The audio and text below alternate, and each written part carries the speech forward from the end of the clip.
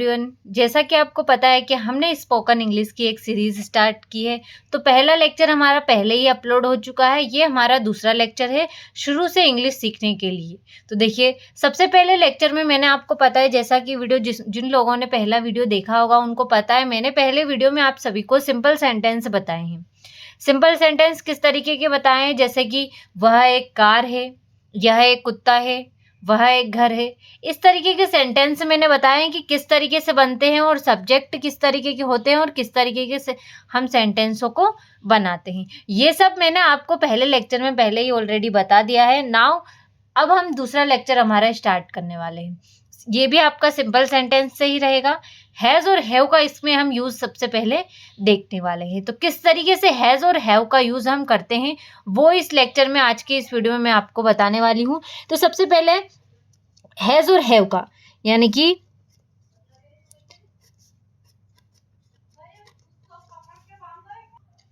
किस तरीके से हैज़ का और हैव का यूज़ होगा और इसके हिंदी के सेंटेंस किस तरीके से बनेंगे। तो देखिए, मैं आपको हिंदी में सेंटेंस बना के बताती हूँ कि किस तरीके से हैज़ और हैव के सेंटेंस जो है बनने वाले हैं। तो देखिए, एग्जाम्पल के तौर पे एक सेंटेंस हम देख लेते हैं, जैसे मेरे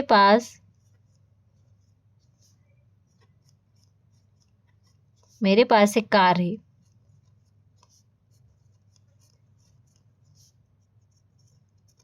इस तरीके के किसी के पास भी, यानी कि उसके पास भी, तुम्हारे पास, मेरे पास, हमारे पास, जिस तरीके से पास वाले सेंटेंस, जब भी सेंटेंस में पास आएगा, यानी कि हमारे पास, तुम्हारे पास, उसके पास, इस तरीके के सेंटेंस आएंगे तो वहां पर हैज़ और हैव का यूज होने वाला है। जब भी सेंटेंस के बीच में पास आए तो वहां पर हैज़ और हैव का यूज होगा।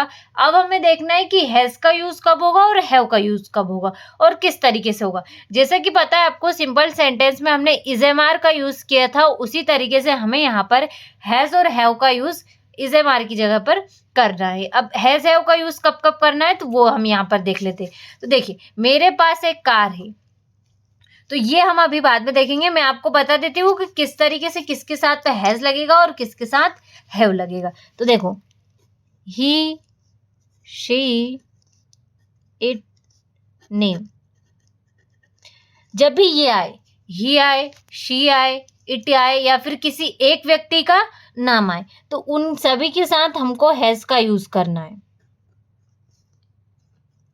उन सभी के साथ किसका यूज करना है? हमें हैज का यूज करना है। अब बारी आए आई, यू, वी, दे।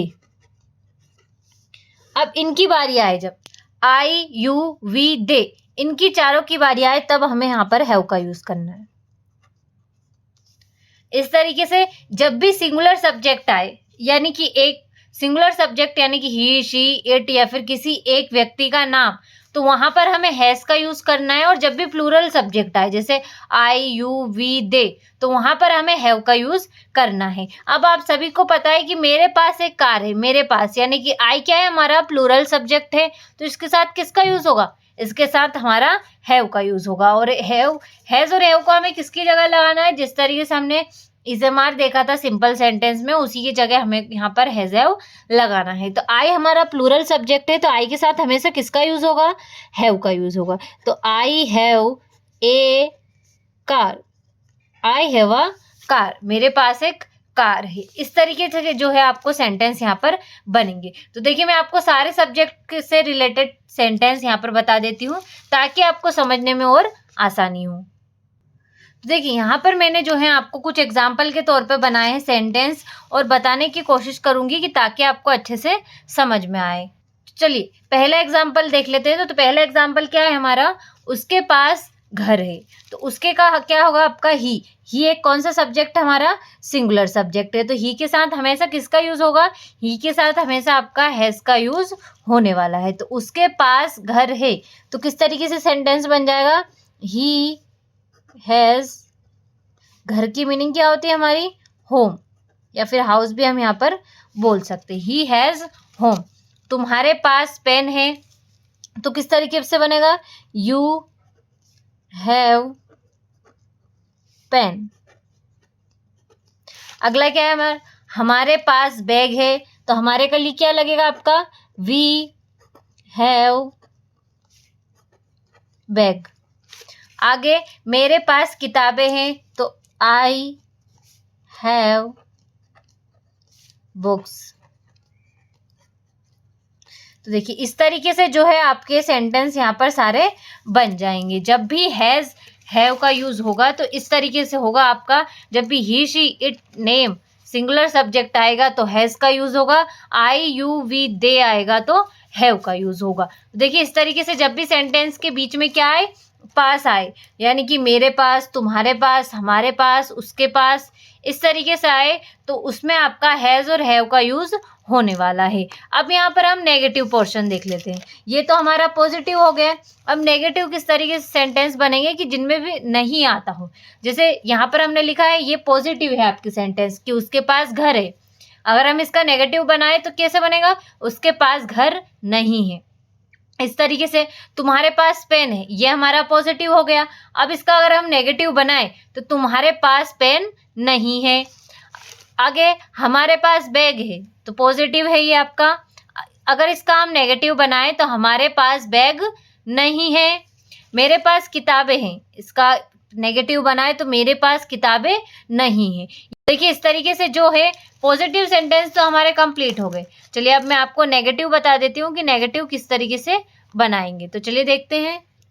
तो देखिए जब भी नेगेटिव सेंटेंस हम बनाएंगे, जब भी इसके नेगेटिव सेंटेंस बनाएंगे हैज़ और हैव के, यहाँ पर आपका ही शी इट नेम, जब भी नेगेटिव सेंटेंस की बात हो और ही शी इट नेम आए तो उसमें आपको डज नॉट है, और वी आई यू दे ये आए तो आपको डू नॉट है। अब सेंटेंस किस तरह से बनेंगे, जैसे उसके पास कार नहीं है, तुम्हारे पास पेन नहीं है, मेरे पास घर नहीं है। इस तरीके से जो है आपके इसके नेगेटिव सेंटेंस बनेंगे। तो देखिए यहाँ पर क्या है, जब भी ही शी इट नेम यानी कि सिंगुलर सब्जेक्ट आए तो डज नॉट हैव लगाना है, और जब भी we I you they plural subject आए तो यहाँ पर आपको डू नॉट हैव लगाना है। तो सेंटेंस जल्दी देखिए किस तरीके से बनेंगे।